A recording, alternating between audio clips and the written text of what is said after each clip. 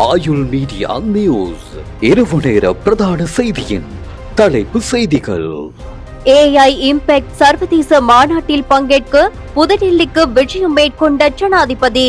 அக்குறைகொட கொலை வழக்கில் இரு சகோதரர்களுக்கு நாளை வரை தடுப்பு காவல் உத்தரவு. இலங்கைக்கு வருகை தந்த பிரித்தானிய துணை பிரதமர் டேவிட் லாமி. அமைச்சர்களின் படங்களை பயன்படுத்தி நிதி மோசடியில் ஈடுபட்ட பிக்கு ஒருவர் கைது. பங்களாதேஷின் புதிய பிரதமராக தாரிக் ரஹ்மான் இன்று உத்தியோகபூர்வமாக பதவியேற்பு.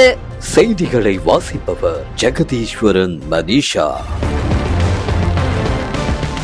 இந்தியாவில் நடைபெறும் செயற்கை நுண்ணறிவு தொடர்பான AI இம்பாக்ட் சர்வதேச மாநாட்டில் கலந்து கொள்வதற்காக ஜனாதிபதி அனுரகுமார திசாநாயக்க இன்று பிற்பகல் நாட்டிலிருந்து புறப்பட்டு சென்றுள்ளார். இம்மாநாட்டில் கலந்து கொள்வதற்காக இந்திய பிரதமர் நரேந்திர மோடியினால் ஜனாதிபதி அனுரகுமார திசாநாயக்கவிற்கு விசேட அழைப்பு விடுக்கப்பட்டிருந்த நிலையில் ஜனாதிபதி உள்ளிட்ட இலங்கை குழுவினர் ஸ்ரீலங்கன் ஏர்லைன்ஸ் நிறுவனத்திற்கு சொந்தமான UL 195 என்ற விமானத்தில் கட்டுநாயக்க விமான நிலையத்திலிருந்து இந்தியாவின் புதுடெல்லி நோக்கி புறப்பட்டு சென்றுள்ளனர். அக்குறைகூடவில் சட்டத்தரணி ஒருவரையும் அவரது மனைவியையும் துப்பாக்கியால் சுட்டுக் கொலை செய்த சம்பவம் தொடர்பில் கைது செய்யப்பட்ட சகோதரர்கள் இருவரையும் மேலதிக விசாரணைக்காக நாளை வரை தடுத்து வைத்து விசாரிப்பதற்கு கடுவலை நீதவான் நீதிமன்றம் போலீசாருக்கு அனுமதி வழங்கியுள்ளது. இச்சந்தேக நபர்கள் இருவரும் நேற்று பிற்பகல் கொட்டாவையில் வைத்து மேல் மாகாண தெற்கு பிராந்திய குற்றத்தடுப்பு பிரிவினரால் கைது செய்யப்பட்டனர். பின்னர் இச்சம்பவம் தொடர்பில் விசாரணை நடத்துவதற்காக போலீஸ் மா அதிபரின் ஆலோசனையின் பேரில் 12 போலீஸ் குழுக்கள் நியமிக்கப்பட்டமை குறிப்பிடத்தக்கது. டித்வா புயலினால் பாதிக்கப்பட்ட மக்களுக்கு ஐக்கிய ராஜ்யத்தினால் வழங்கப்பட்ட மனிதாபிமான உதவிகள் மற்றும் அது குறித்த வேலை திட்டங்களை மேற்பார்வை செய்வதற்கு பிரித்தானிய துணை பிரதமர் டேவிட் லாமி உத்தியோகபூர்வ விஜயமாக இன்று காலை நாட்டை வந்தடைந்தார்.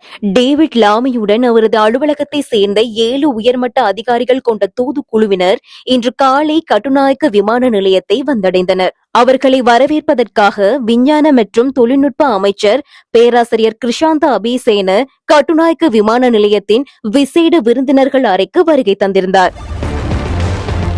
முருதலாவ பகுதியில் உள்ள விகாரையொன்றில் தங்கியிருந்த 21 வயதான பெக்கு ஒருவர் பலுசக்தி அமைச்சர் குமார ஜெயக்கொடி மற்றும் துறைமுகங்கள் சிவில் விமான சேவைகள் அமைச்சர் அனுர கருணா திலக ஆகியோரின் புகைப்படங்களை பயன்படுத்தி போலி புலன கணக்குகளை உருவாக்கி மோசடியான முறையில் பணத்தை சேகரித்த குற்றச்சாட்டில் மத்திய குற்ற விசாரணை பிரிவில் நிதி மற்றும் வர்த்தக குற்ற விசாரணை அழகினால் இன்று கைது செய்யப்பட்டுள்ளார்.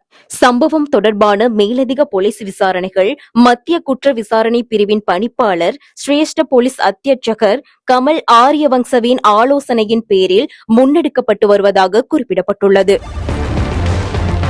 முன்னாள் பிரதமர் ஷேக் ஹசீனா பங்களாதேஷில் கடந்த 2024ஆம் ஆண்டு ஜூலையில் இடம்பெற்ற தொடர்ச்சியான மாணவர் போராட்டங்களை அடுத்து தனது பதவியை ராஜினாமா செய்துவிட்டு நாட்டை விட்டு வெளியேறி இந்தியாவில் தஞ்சமடைந்துள்ளார். இதனையடுத்து பங்களாதேஷின் பேராசிரியர் முகமது யூனுஸ் தலைமையில் இடைக்கால அரசு அமைக்கப்பட்டது.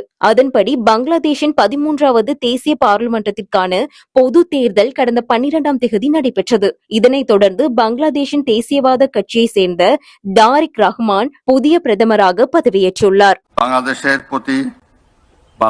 প্রতি অকৃত্রিম বিশ্বাস ও আনুগত্য পোষণ করিব। আমি সংবিধানের রক্ষণ সমর্থন ও নিরাপত্তা বিধান করিব। உறுதிப்படுத்தப்பட்ட உண்மை செய்திகளை உடனுக்குடன் தெரிந்து கொள்ள ஆயுள் மீடியாவை ஃபாலோ செய்யுங்கள்.